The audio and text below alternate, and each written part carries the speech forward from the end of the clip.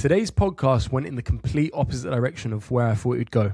I thought I was going to be talking about AI. I thought I was going to be talking about innovation and growth. And while we do talk about that for a split second, a lot of this podcast was focused around religion. Today's podcast, I had the pleasure of welcoming on Justin Hall, who spent 25 years and is still a minister in the church. We spoke about AI and the work that he's doing as the director and CEO of AI UK. He is also the CEO of Synergistics Coaching that helps people essentially become better in their lives. This man shared so much wisdom on this show that I just want you to tune in and look at it. Just listen to what this man has to say. He speaks so well. Thank you as always for tuning into the podcast. I appreciate it. As entrepreneurs, we all experience challenges in our business journey. I'm Jay Testori, and the Grappling Growth podcast is my attempt at documenting my entrepreneurial journey while building my brands.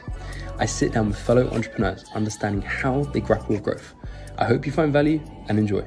Justin, welcome to the pod. Joe, really looking forward to our discussion. Thanks so much for the invite. You're most welcome. Justin, as always, I'm curious. What does growth look like to you?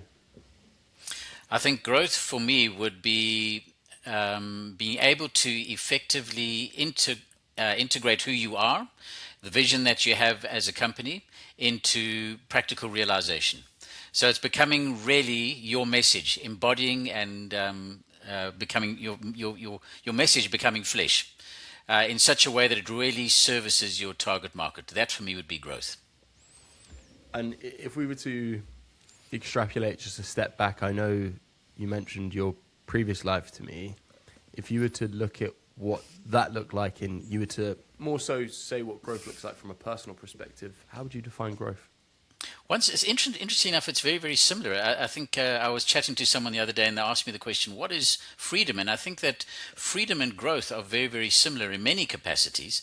I think that if you truly are free, you grow as an individual. If you are, from a business perspective, if you are truly able to manifest your desires and your vision, then you grow as a company. So I think for me, personal growth growth in a personal capacity would be understanding who you are and extrapolating that out into a life that fully represents your identity. For the people who are tuning in right now, could you just give them a quick timeline as to how your career has intertwined and changed? Yeah, my goodness. So I'm actually quite an old guy. I'm a granddad. I'm in my mid-50s. I've been in business for over 30 years. I actually started off in the church. I was a minister for 25 years in the church in South Africa. Did a lot of work amongst what we would call informal settlements. Our townships. So I was involved in a lot of church planting in that area, oversaw churches, planted churches. And from there, that kind of environment is really fantastic to nurture the soul, but not really good for the wallet. And I had a colleague of mine who said to me, listen, you've got a reputation of being able to grow organizations and grow people from one stage of success or development through to another. Why don't you have a look at consultancy work, change management? And I sort of never been involved in the business environment before, but sort of said to him, well, I've got one or two business connections. Let me see if I can assist them. And approached them with some change management strategies. And to my absolute amazement, it absolutely exploded. And I think looking back, obviously there is a certain knowledge that you have to have when it comes to change management and just consultancy work. And that has been developed over the last 10 or so years. But having a look at the fundamental principles that when you offer a good service, that you are honest, that you are able to assist people in a practical way, then people are going to want to engage with you. So that was a transition for me and an expansion of my ministry, if you want to call it that. So, very often people delineate their lives into what's called a bipolar worldview. You have the sacred and you have the secular. Sunday is sacred. I go and pray and I read the Bible, and then on Monday I'm back at work. That's secular. I can act differently.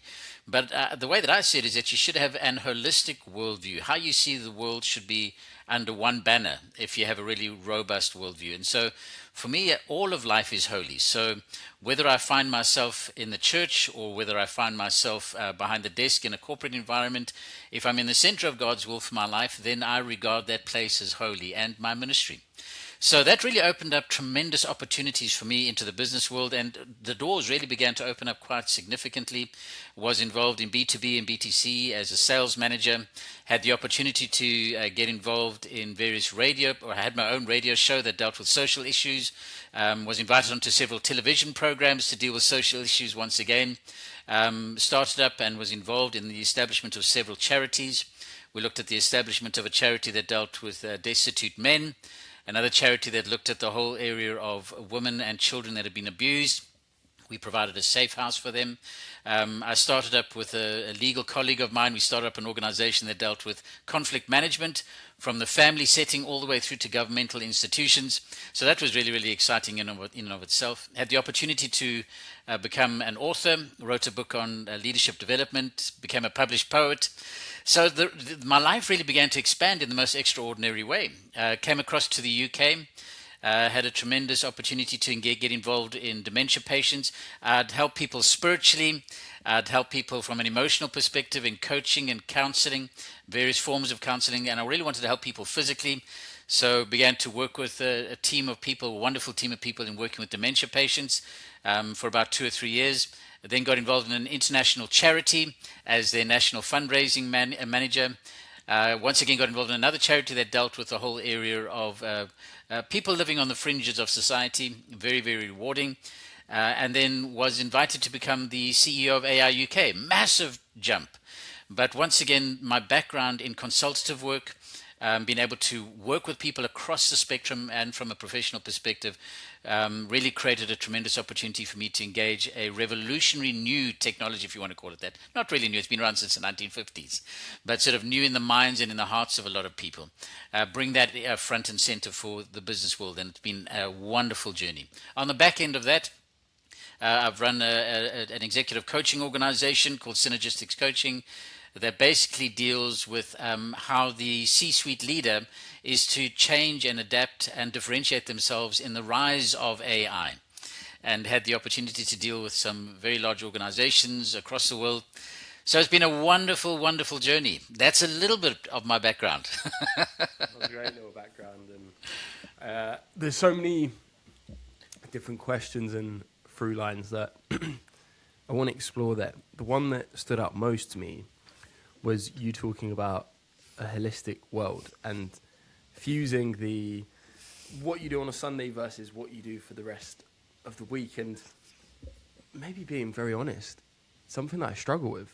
And the reason why I say that is I feel that very clear distinction that on a Sunday I'm a very different person to the person I am for the rest of the week. It feels as though it's the one day of the week, probably not even the whole day, there's just a period where I feel I can just, it's probably where I experience the most peace.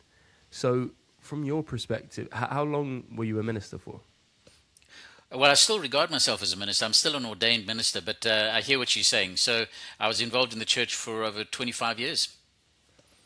For you, I imagine this is possibly a form of a question that dozens of people have come to you with. How do you harmonize life? What have you looked to do? I imagine it isn't just this is a book you read, but it's a practice more so. Absolutely. You know, someone once said to me, "So, Justin, do you love your family less than you love God?" And I thought, that's an interesting question. And I responded, I said, "No, I love my family differently to how I love God." You know, so I've got two sons. I have a grandson, and I love each of my boys with all of my heart, but I love them differently because they're different people. I love my wife differently because obviously she's a different person. And so for the question, or rather the answer for me was not a hierarchical approach to love, God first, then your wife, then your kids, and a lot of people would sort of say that's how it's meant to be. For me, humbly, I think it's a bit different. I think that God needs to be at the center of your life. And if God is at the center of your life, then you love your wife more effectively. You love your kids more effectively. You love your work more effectively. So that's what I talk about an holistic worldview, that if God is at the center of my life, then how I see work should become an act of service. How I live my life on a Sunday is an act of service. So everything becomes an act of service and a declaration of worship. And I think that this is something that people have lost, is that they see work as a grind. And sometimes, hey, let's be honest, work is a grind. But if seen as an opportunity to be a steward of the resources and of the opportunities that are there, it changes things considerably. You know, one of the things in working with dementia patients, I specifically chose that because I said I really want to get down and really help people. And so I was involved, obviously, an aspect of my work was care, the practical care of people. That's not, that's not Rose's kind of work. Hey, that's hard sweat and labor. And I really admire, 10 stars for the carers out there. They do a phenomenal job. But you know what I realize is that very often we diminish certain jobs or certain activities based upon the fact that they don't earn much, or they don't walk around in a suit, or don't live in an office. What rubbish. I think for me it's about what value are you bringing to those around about you in a meaningful way? And more importantly, do you see it as an act of service? So it's not what you do that creates value. It's the dignity that you attach to what you do that adds value for you. So for me, it's about living all of my life under the auspices of God to His glory and to worship Him and to seek to serve my fellow student and my fellow neighbor. So that's a massive long answer. I hope it answers your question. Yeah, again, a lot to unpack. You mentioned put God at the center of your universe, and then essentially the love, the relationships you have with other people, such as your wife, your two boys, your grandson, they form a different pathway. For you, what does it mean to put God at the center of your universe? I think for me, and this is, you really asked the tough questions there, Joe. I think at the end of the day, someone once said, a life unlived, is the scariest thing. And I think it's not really what you're prepared to live for, but what are you prepared to die for? What is the ultimate truth for you? So to put God at the center of my life is, firstly, He is absolute truth for me. What He says is truth. How I am to live is truth. In other words, my whole life revolves around Him.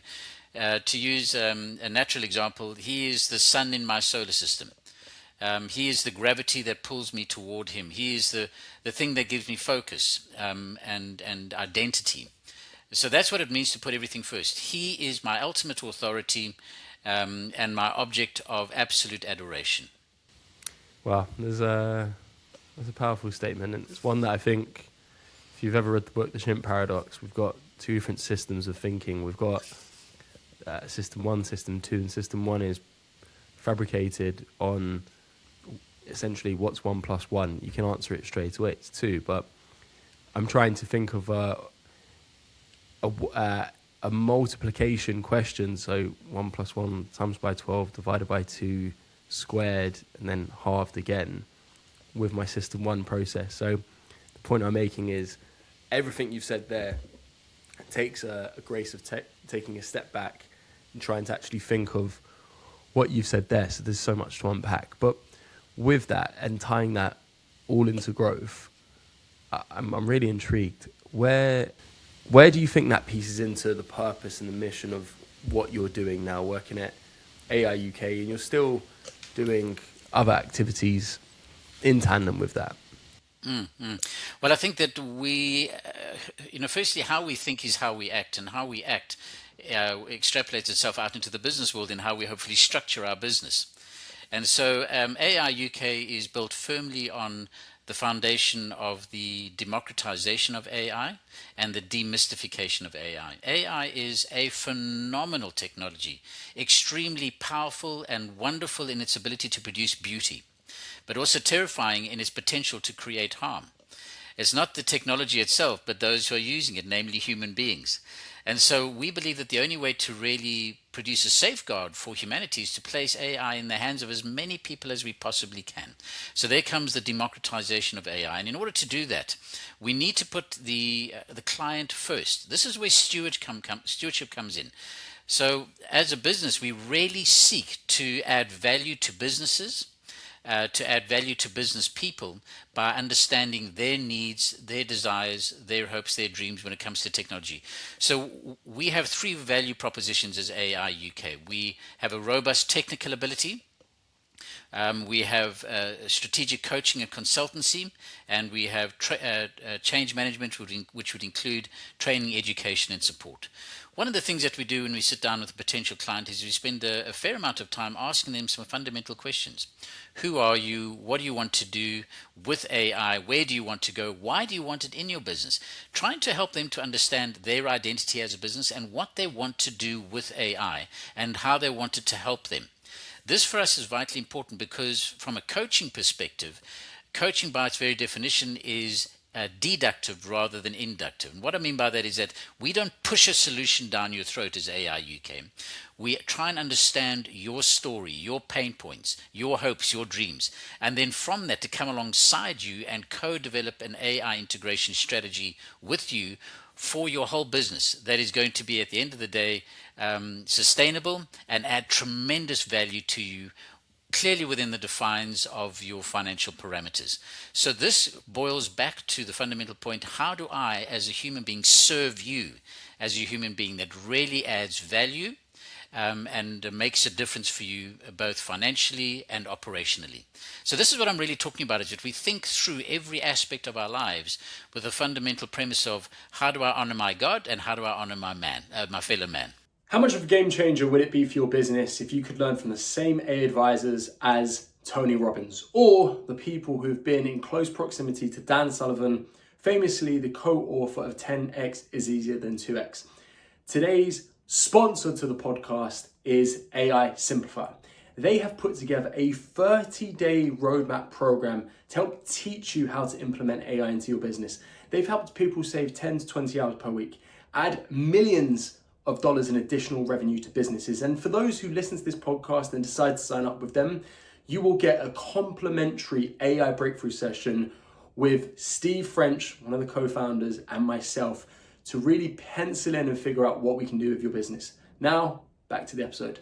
So just talking a little bit about AI UK, what are some of the most profound trends that you've examined since the big AI boom? I think AI, as you mentioned, has been around since the 1950s, early 60s. However, it hasn't really been awakened since, or until, was it December 2022, when it felt as though overnight OpenAI released ChatGPT. It was the fastest platform to hit 1 million users out of any platform. And I mean, they have the grace of everyone and their mum has a phone, uses Instagram, TikTok, social, so they know how to use a phone. The adoption was already there. But in the last, call it 3 years, how have you and the business positioned yourselves for what's to come next? And what are some of the biggest glaring factors you've seen in the past few years with regards to how AI has taken over and its adoption? I think one of the things that we do need to realize is that, though AI has become front and center maybe over the last 2 to 3 years, we've actually engaged with intelligent machines for a lot longer than that without even realizing it. Various algorithms in the background, Facebook being one of them, even our Alexas, a lot simpler version of the AI that we are used to now. But we have nevertheless been interacting with machines for a long time. I think what some of the phenomenal let's have a look at the area of resistance firstly. I think that there has been, within the UK area, specifically within the SME area of the UK, there seems to have been a lot of tire kicking when it comes to AI and AI integration. And I think that what we've realized is that people, and when I talk about people, business people, are asking themselves 5 fundamental questions when it comes to AI. Firstly, what is it? Secondly, what solution, if any, should I bring into my business at this time? Who do I trust to help me to do this? How do I do it? And is it going to break the bank? These are some of the questions that most businesses are asking themselves. That's sort of at the executive level. When you drop it down to mid-management, they're asking just one question: what on earth is AI? And the reason why mid-management are asking that question is because their boss has come along to them and said, great news, we've bought an AI, make it work. Or they come along and they say, listen, you need to do something. Everyone else is using AI. Find one and make it work for us. So they're basically asking, what is AI? And that's extrapolated out into how do I help my team adopt AI? And how do I help my operations adapt to AI? So these are the questions that they're really battling with. So for us, what we're realizing is that the last 2 to 3 years have been a real let's watch and see, which isn't a bad thing, to be quite honest. But we realize that in 2026, there's been almost a psychological shift where people are sort of saying, okay, it's here to stay. We need to now jump on board. And so I think that people are almost beginning to scramble now. They're still asking those fundamental questions.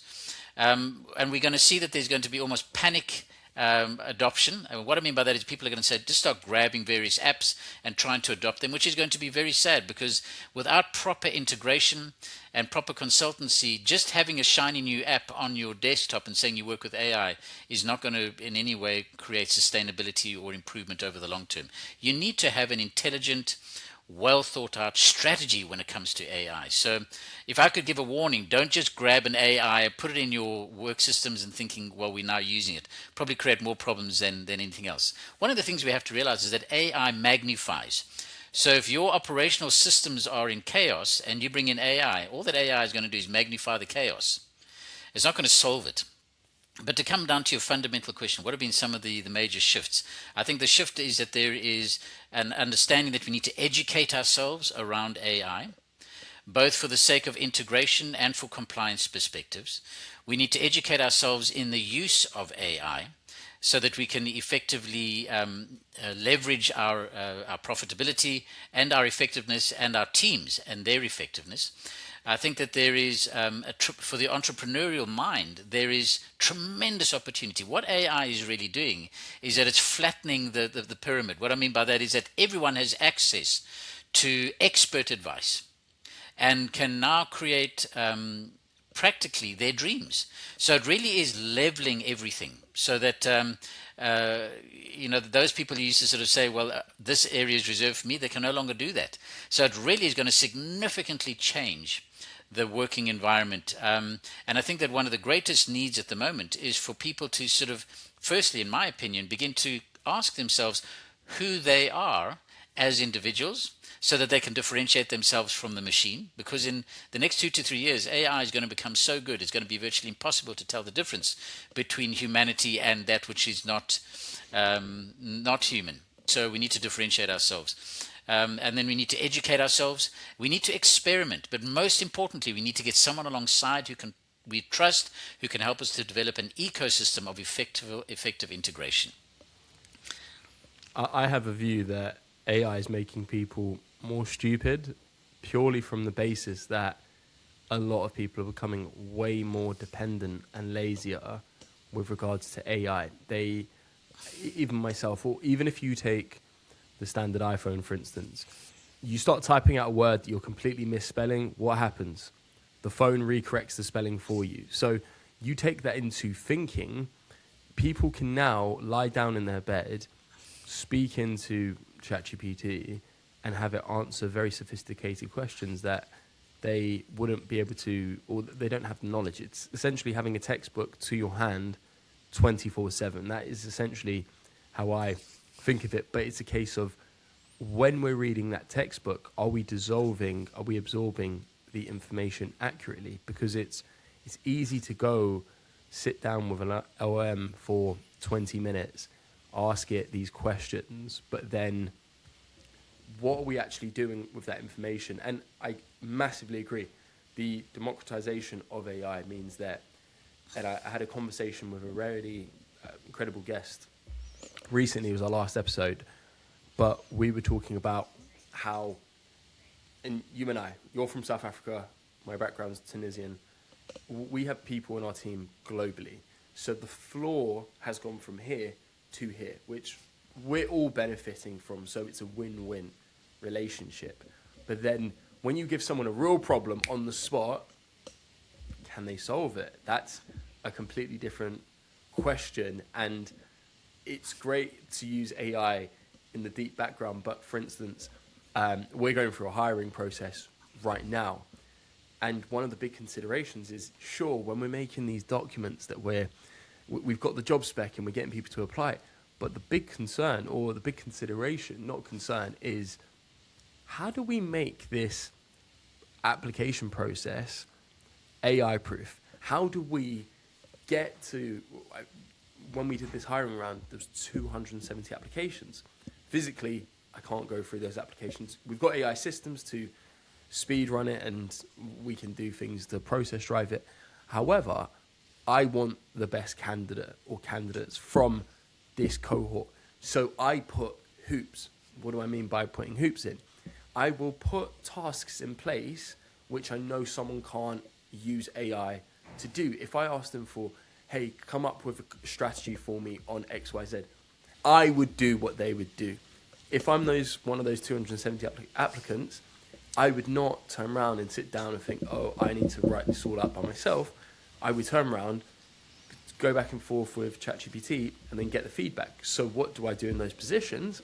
I do something that, unless they use DeepSeek or they use Sora to then use videos that are going to clone them, I'm going to get a video from that person. And I'm looking for the most personalized video. I want something that's going to be rough and ready, where they're holding their iPhone or they put a tripod up, and I know it's them because I'm looking for the small details. And if I get a video that, for me, when they're talking, their lips are out of sync from what they're saying, they're disregarded. And if the people don't even do it, and it's probably something that you've seen yourself, but with 270 applicants, I don't even think 50 did the actual task that we wanted to do. So I think that proves my point of AI is actually making people fundamentally lazier. That's a very, very good point. I think that someone once said that AI is nothing more than mediocrity at scale. So, but one of the things that I do think we need to understand is that we need to take responsibility for that which surrounds us. At the end of the day, it was Winston Churchill who said that we shape our structures and then our structures shape us. And then I think it was Frank Lloyd Wright, the architect, who then took that as well when it came to architecture. But the fundamental premise is this: is that we can either passively interact with our environment, or we can choose to actively interact with it. So yes, I think for those who would just sort of sit back and allow AI to feed them, they're going to become very lazy. But I think that is the natural progression of technology. I mean, if you had to put a lot of us in the wilderness and asked us to survive... Sorry, Justin, just to interrupt you, because you said something there that I really want to pick into. Okay. You said about passively interacting with your environment, or essentially actively interacting within your environment. Yeah. So you've got two boys. How old are they? Oh, they're men. So they're 26 and 29. So I imagine you've raised them as best as you can. Yeah. What advice, now let's take a step back. You've given advice to your boys all throughout their lives.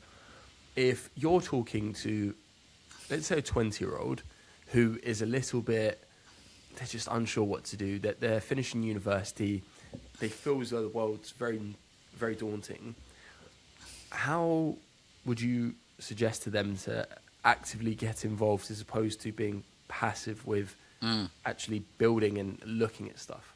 You know, if I could sit down with an individual or a group of 20-year-olds and really spend 2 or 3 days with them, the central issue that I deal with is identity. How we think, how we see ourselves, is how we interact with our environment.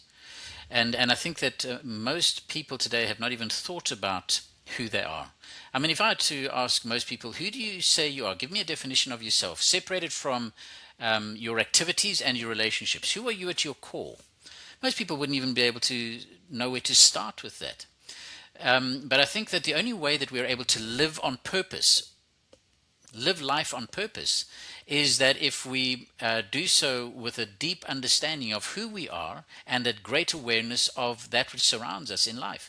That sense of focus comes from, I believe, a very clear understanding of identity and an understanding of worldview. We float through life because we are fuzzy in our identity, and so our surroundings impact us and tell us who we should be.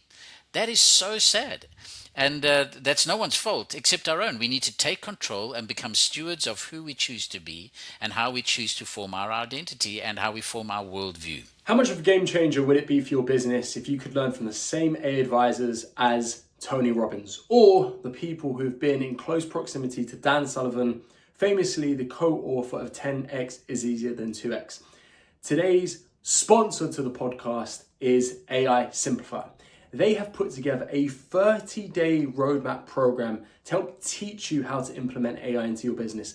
They've helped people save 10 to 20 hours per week, add millions of dollars in additional revenue to businesses. And for those who listen to this podcast and decide to sign up with them, you will get a complimentary AI breakthrough session with Steve French, one of the co-founders, and myself to really pencil in and figure out what we can do with your business. Now, back to the episode. The point you made about if you had 2-3 days with a group of young people, you would focus on identity. Why do you think, and I can hold my hands up and say I definitely struggled with my identity a few years ago, not even at 20 years old, not knowing who I want to be, where I want to be, what I want to do, who I am.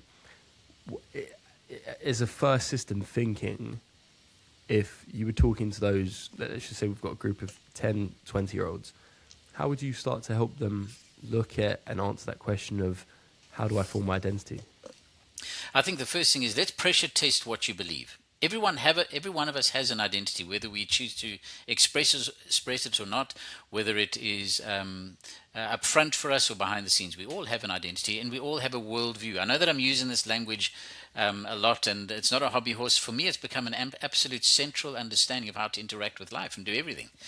But I think, so we all have a worldview, and what I mean by worldview is how we view reality and interact with reality around us, and what we even call reality. And then secondly, how we view ourselves. So with that in mind, I'd pressure test it and say, right, I want you to define who you are. Let that be your identity. Then let's have a look at it within the context of your worldview. What is your worldview? And break down what a worldview is. 5 fundamental areas and 5 fundamental pillars that would make up a good worldview. Pressure test it. This is an exercise that I did most recently. I looked at 5 of the most dominant worldviews across the Western world. Defined 5 fundamental pillars that would define a worldview, and then looked at internal coherence of each of those worldviews, whether they be from materialism all the way through to theocentric worldviews. And interestingly enough, the theocentric worldviews came out strongest in regards to internal coherence. Worldview? So that would be anything like Christianity, Judaism, or Islam. That would be a theocentric worldview, where God is at the center or the dominant factor of that worldview. So would you say that's the worldview you take? I would. So I have a Christian worldview. So within that overarching theocentric one, I have a Christian worldview, more specifically an evangelical Christian worldview. That is mine, and that is extrapolated out along certain pillars. But I have a very clear understanding of my worldview and how I'm to apply myself within the context of reality. So that gives me direction, it gives me destiny, it gives me purpose, it gives me focus, it gives me parameters. What is important about a good worldview is that it gives you very clear guardrails. This is what you should do, and this is what you shouldn't do. This is who you are, and this is who you are not. And I think that this is what a lot of people today are battling with, because their worldview is materialistic or focused on self to a large degree. There are no a relativistic worldview by definition, even though it's logically contradictory. It says there is absolutely no truth. My truth is my own. The only problem with that is that there are no clear boundaries or parameters. So people struggle because they don't even know who they are. So how can how they live be defined by this is what I'd regard to be as truth? So people are aimless. They're wandering around without a clear worldview or a sense of identity. And people would push it back against us, and that's absolutely fine. But for me, it's sort of saying, right, let's pressure test, to answer your question, let's pressure test your identity, and let's pressure test your worldview within the context of how you live, and let's see if it really answers the questions of life. Wow, again, there's so many layers to that, and I honestly don't know where to start, because these aren't basic answers or obvious questions. These are very existential questions and introspective questions that, quite honestly, And I'd love to get your perspective because you probably had more exposure. Well, I can guarantee you've had more exposure than I have. But these are questions that I think most people sleepwalk throughout life and never truly ask themselves the questions. And very few do. Maybe 5 to 10% of society do look at that and hopefully they realize that. For me, I think I would say I'm non-materialistic, but Right. it's a case of amongst a lot of young people, there is that school of thought of in order to be who you want to be, you need to have what you think other people should have, i.e., status symbols, And cars, where's that designer worldview come clothes. from? Where's that come from? That's come from social media that surrounded us and from the value system that surrounds us. So they have passively, excuse me interrupting you there, but they have passively interacted with the environment without questioning it. Where is the critical thought? Which comes back to your original question, is that you're scared that AI is making us lazy. I think that for a long time we have negated critical thinking. Hmm. We don't know how to think hard, strong, and straight. And we need to regain that once again. So how do we do that? One of the best ways is read, and read good Agreed. books. Read good books, not nonsense. I think that that's probably the first way to do it. Start reading, start questioning. Not from just a rebellious perspective, but look at life and start expanding one's perspective. And I came from a background of avid readers. I mean, I was surrounded by books. My parents are very, very strong readers. So, at a very, very young age, I was reading Nietzsche and Sartre, and, then on into Lord of the Rings. And at a very, very young age, this really got me thinking, all the way from philosophy and psychology. This is how it should be. And so it continues even to this day that my sons are avid readers. My family are avid readers. And so we don't, in my personal opinion, don't live in a world of readers anymore. So where are the critical thinkers? With that, I have been religiously reading, and I can pretty much mark the date, since April 2020, every single day. Fantastic. And I think exactly to what you said there. For me, I think, and I hated, when I say the word hated, I mean with a passion, reading at school. I was always so shy. I remember I had a friend, every Friday we had English in the afternoon, and I would sit next to my friend and I would nudge him and I'd put my hands together and be like, please, please, please, please read for me when they call my name. His name was Jason. My name's Joe. So when they would say Joe, and he would take it up for me, or I would start fake coughing. That's how much I hated reading. Shame. And I think a lot of the time, the only way to get better at the things that you're not good at, and one of my favorite quotes ever is, the only way out is through. And reading is such a small example of the only way out is through. There's way more extreme examples of such metaphor or word analogy. But the point being is, reading for me has given me so much confidence, because I think, as to the point you were making there, you're there with a book. Now, to read, you can't be distracted. You can't watch TV or do something else, whatever. Although sometimes I read when I'm stretching, because I find they're quite balanced. That they're in the zone where you can be quite calm to then read. Point being is, reading for me has really, really helped me develop that critical lens and also understanding cues. And I think it's one of the most profound stacks of a habit that I've ever formed. So with that, and sometimes I ask people, what are your 3 favorite books of all time or business books? If you could just give me a reading list to read, just off the top of your head, the ones that pop off before I die, what would you recommend? Wow. For me, and this is going to sound a bit strange, but I love the work of Tolkien. I think that he's an excellent writer. So maybe fantasy, but I think the nature and the quality of his writing is exceptional. Specifically looking at Lord of the Rings, Khalil Gibran, the prophet, and his writings absolutely beautiful. A lot of the work of Jung. I'm just trying to think of some of the titles most recently. A lot of I'm just trying to think what other Christian writings I've got involved with. These are things that have shaped me quite profoundly. Christian writings, Victory Over the Darkness would be one of them. That deals with the whole area of identity.